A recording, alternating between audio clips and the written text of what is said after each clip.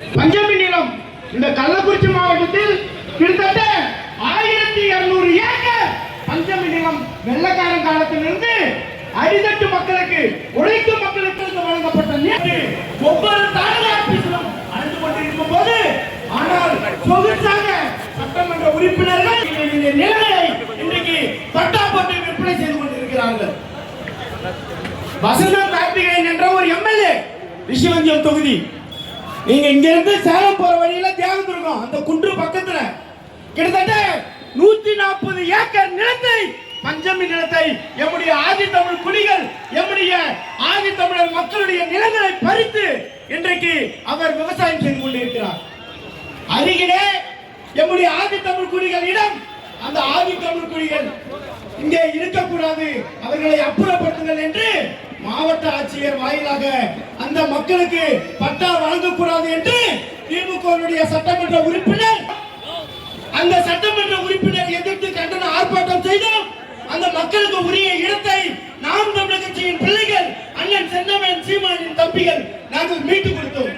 நாங்கள் மட்டும் களத்தில் இறங்கவில்லை என்றால் அந்த சுற்றி இருக்கிற கிட்டத்தட்ட 130 ஏக்கர் நிலத்தை இந்த ரிஷிவந்தியம் சட்டமன்ற உறுப்பினர் ஆட்டையை போட்டிருப்பார்.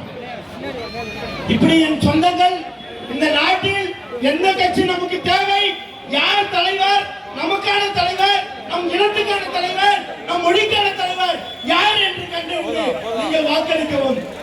தினமும் தமிழனுக்காகவும் தமிழர் நலனுக்காகவும் நம் இனத்தை மீட்க வளத்தை காக்க ஒவ்வொரு நாளும் போராடி கொண்டிருக்கிற நமது அண்ணன் செந்தமிழன் சீமான் அவருடைய கருத்தை வலுப்படுத்தி வருகின்ற தேர்தலே விவசாய சின்னத்தில் வாக்களித்து நமது அண்ணன் ஆட்சியை அமர வைப்போம் என்று உறுதி கூறி நன்றி பெறுகிறேன், விடைபெறுகிறேன். நன்றி, வணக்கம். நாம் தமிழர் தலைவர் பிரபாகரன் வாழ்க, தமிழ்த்தாய் வாழ்க. தொடர்ந்து மாநில கொள்கை பரப்பு செயலாளர் இடி முரசு அவர்கள்.